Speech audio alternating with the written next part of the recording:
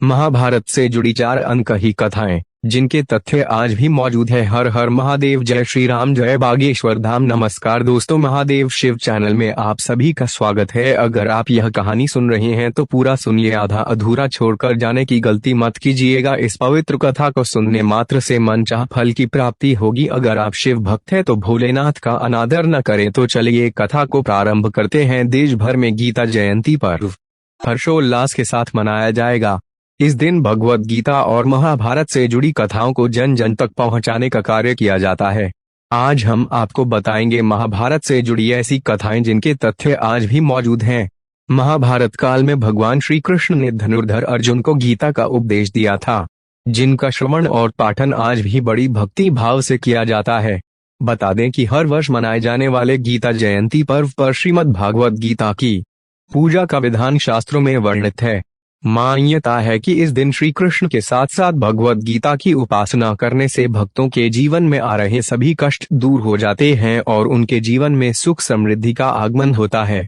कुरुक्षेत्र की भूमि पर हुए इस धर्म युद्ध से जुड़ी कई कथाएं प्रचलित हैं, लेकिन क्या आप जानते हैं कि महाभारत से जुड़ी कुछ ऐसी भी गाथाएं हैं जिनके साक्ष्य आज भी प्रत्यक्ष रूप से मौजूद हैं। आइए जानते हैं 4 ऐसी अनकही कथाएं जिनसे जुड़े मठ, मंदिर या चिन्ह आज भी उपस्थित हैं। कुरुक्षेत्र में है प्राचीन कुआं। कुरुक्षेत्र वही नगरी है जहां महाभारत का महान युद्ध कौरवों और पांडवों के बीच लड़ा गया था। हरियाणा राज्य में स्थित इस नगरी में ही भगवान श्री कृष्ण ने अर्जुन को ब्रह्म ज्ञान दिया था, जिसे आज हम भगवत गीता के नाम से जानते हैं। पुरातत्व सर्वेक्षण में महाभारत काल के कई अवशेष इसी स्थान से प्राप्त हुए हैं, जिनमें बाण, भाले इत्यादि चीजें शामिल हैं। कुरुक्षेत्र में आज भी एक प्राचीन कुआं मौजूद है, जहां कर्ण ने युद्ध के समय चक्रव्यूह की रचना की थी और अभिमन्यु को धोखे से मार दिया था। महाभारत से जुड़ी है खाटू श्याम भगवान की कथा। महाभारत में बताया गया है कि घटोत्कच के पुत्र बर्बरीक इतने बलशाली थे कि वे युद्ध में केवल 3 बाण लेकर उतरे थे। श्री कृष्ण को यह पता था कि बर्बरीक अगर युद्ध भूमि में उतरे तो कुछ मिनटों में ही युद्ध खत्म हो जाएगा। ऐसे में उन्हें रोकने के लिए भगवान ने एक ब्राह्मण का वेश धारण कर बर्बरीक से उनका शीश दान में मांग लिया। साथ ही यह वरदान भी दिया कि कलयुग में उन्हें श्याम अर्थात स्वयं श्री कृष्ण के नाम से ही पूजा जाएगा। लेकिन बर्बरीक ने भी श्री कृष्ण के सामने यह इच्छा प्रकट करते हुए कहा कि मैं इस युद्ध का परिणाम देखना चाहता हूँ। तब बर्बरीक के धड़ को युद्ध क्षेत्र से दूर रखा गया था और जिस स्थान पर उनका धड़ रखा गया, आज वहाँ भगवान खाटू श्याम जी का मंदिर मौजूद है। यह मंदिर राजस्थान के सीकर जिले में है और यहाँ लाखों की संख्या में भक्त खाटू श्याम जी के दर्शन के लिए आते हैं। हनुमान जी और भीम के बीच हुई भेंट के साक्ष्य हम सभी उस गाथा से परिचित है, जिसमें बताया गया था कि एक पर्वत पर जब हनुमान जी और बाहुबली भीम की भेंट हुई थी, तब भीम ने हनुमान जी को रास्ते से अपने पूंछ को हटाने के लिए कहा।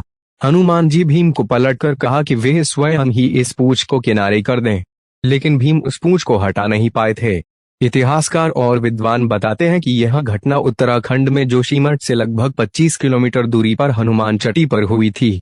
तब हनुमान जी ने भीम को महाभारत में विजय होने का आशीर्वाद दिया था। ब्रह्मास्त्र से हो गया था सिंधु घाटी का विनाश। वेदों में ब्रह्मास्त्र को सबसे विनाशकारी अस्त्र बताया गया है, लेकिन महाभारत में गुरुवार द्रोण के पुत्र अश्वत्थामा ने अर्जुन पर ब्रह्मास्त्र का प्रयोग किया था, लेकिन उसे इस विनाशकारी अस्त्र को लौटाना नहीं आता था। अपने सामने ब्रह्मास्त्र आता देख अर्जुन भयभीत हो गए और उन्होंने श्री कृष्ण से सुझाव मांगा। तब श्री कृष्ण ने अर्जुन को भी इस विनाशकारी अस्त्र को रोकने के लिए अपने ब्रह्मास्त्र के इस्तेमाल करने का सुझाव दिया। साथ ही उन्होंने यह समझाया कि तुम अपने ब्रह्मास्त्र का प्रयोग अपने प्राणों की और अपने भाइयों के प्राणों की रक्षा के लिए कर रहे हो। तब अर्जुन ने भी इस अस्त्र का उपयोग किया। इस अस्त्र के प्रयोग के कारण लाखों की संख्या में लोगों की जान चली गई। जिस स्थान पर ब्रह्मास्त्र गिरा वहां सिंधु घाटी के लोग रहते थे। सिंधु घाटी के विनाश का यही कारण था। वीडियो को बोलते समय कोई त्रुटि हुआ हो तो मैं क्षमा चाहता हूँ। उम्मीद है वीडियो अच्छा लगा है। महादेव के सच्चे भक्त हैं तो कमेंट में लिखे हर हर महादेव। मिलते हैं अगले वीडियो के साथ। जय श्री राम, जय बागेश्वर धाम, हर हर महादेव।